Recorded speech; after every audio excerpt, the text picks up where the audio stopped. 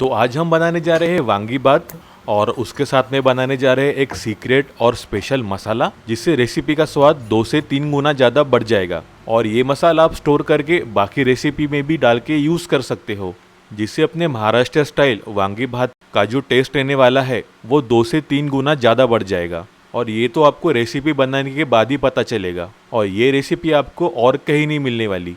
तो बिना स्किप किए ये वीडियो को आखिर तक ज़रूर देखिए और बिना किसी देरी के चलिए इस बेहतरीन वांगी भात रेसिपी को बनाने की शुरुआत करते हैं। हेलो दोस्तों, मेरा नाम है जॉन और आप देख रहे हैं मेरा चैनल जॉन्स किचन। तो चलिए लेट्स कुक।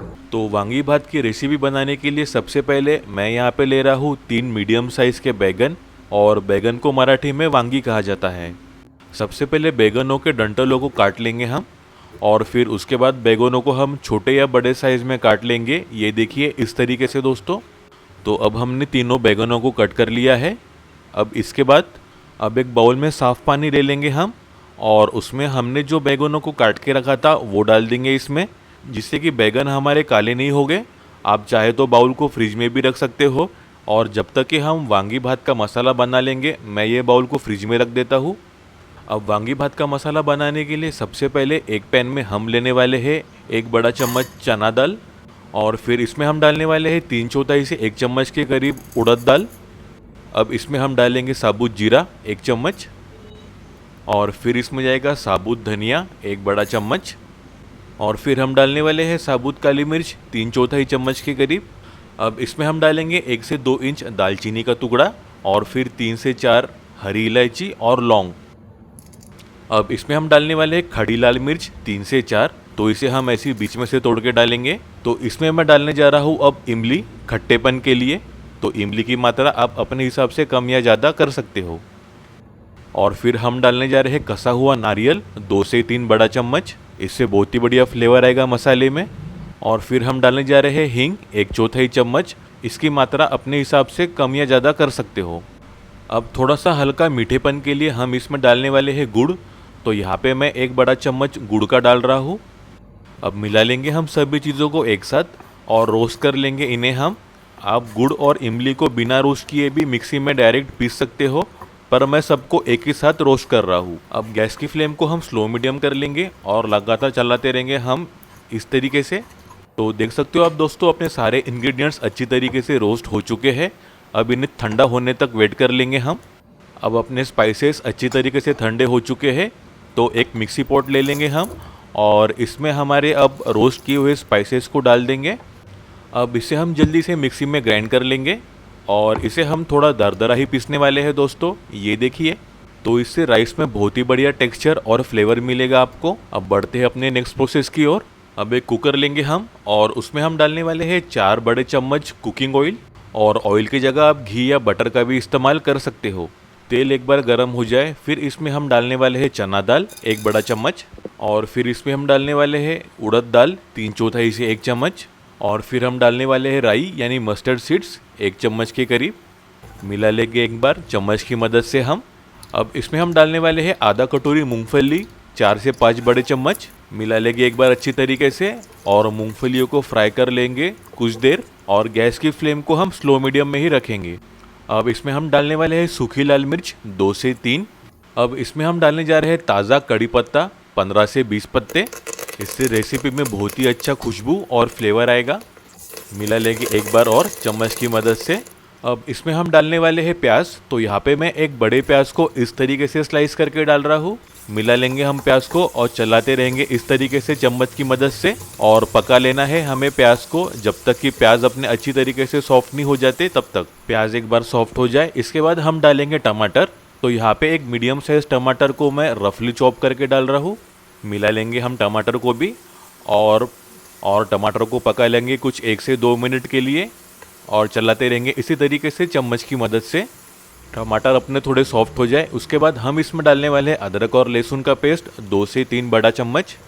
अदरक और लहसुन की पेस्ट को भी हम मिला देंगे अच्छी तरीके से बाकियों के साथ में, और चलाते रहेंगे कुछ देर ऐसे ही। अब जो बैगन हमने काट के और धो के रखा था वो मिला देंगे अब कुकर में आराम से।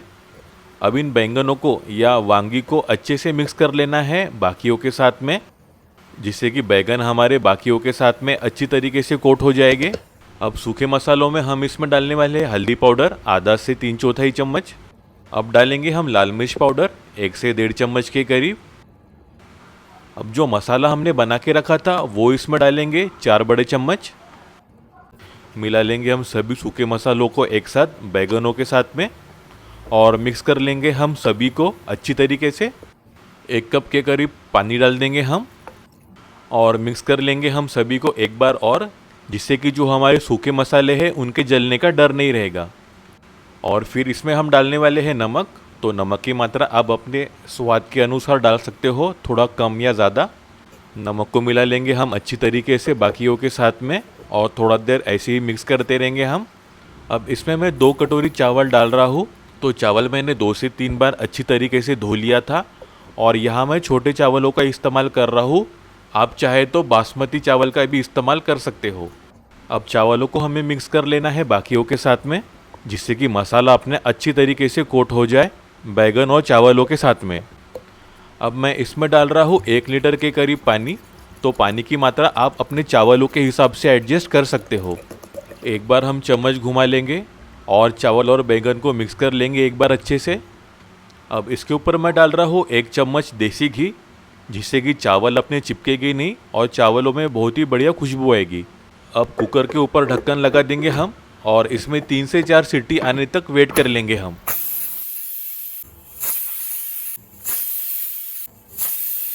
कुकर में 4 सीटी हो चुकी है और जो बची कुची हवा थी वो भी निकाल देंगे हम। ढक्कन खोलते ही क्या बढ़िया खुशबू आने लगी है इसमें से घी और मसालों के वजह से। और चावल भी अपने बढ़िया तरीके से प्रॉपरली कुक हो चुके हैं, एकदम सॉफ्ट और बढ़िया फ्लेवर वाले। तो देख सकते हो आप दोस्तों क्या बढ़िया लग रहे हैं अपने चावल, मस्त खिले खिले। और इसमें से क्या ज़बरदस्त खुशबू आने लगी है, क्या बताऊँ आपको। और ये अपनी महाराष्ट्रियन स्टाइल कुकर में बनी वांगी राइस बन के तैयार है दोस्तों, वो भी एकदम झटपट और सिंपल तरीके से। और मुझे गारंटी है कि आपके घर वालों को ये रेसिपी बहुत ही ज़्यादा पसंद आने वाली है। और इसे आप दही के रायते के साथ गर्मा गर्म सर्व कर सकते हो। मेरे मुंह में तो अभी से पानी आने लगा है। तो जल्दी से आज ही बैगन की ये ज़बरदस्त वाली वांगी भात की रेसिपी बनाओ और मुझको कमेंट करके ज़रूर बताना आपको ये रेसिपी कैसी लगी और मुझको फीडबैक ज़रूर देना। रेसिपी पसंद आई हो तो प्लीज़ एक प्यारा सा लाइक ज़रूर करना। अपने दोस्तों और रिश्तेदारों के साथ ये रेसिपी को ज़रूर शेयर करो और ऐसी बेहतरीन रेसिपीज़ के लिए मेरे चैनल को सब्सक्राइब ज़रूर कर लेना। बेल आइकन को दबाना बिल्कुल मत भूलना, इससे आपको मेरी हर वीडियो की नोटिफिकेशन मिलती रहेगी। और ऐसे बेहतरीन रेसिपीज़ के लिए मेरी ये वीडियोस को भी क्लिक करना बिल्कुल मत भूलिए। तो मिलते हैं एक नई रेसिपी के साथ, तब तक अपना ख्याल रखना। Bye, thank you.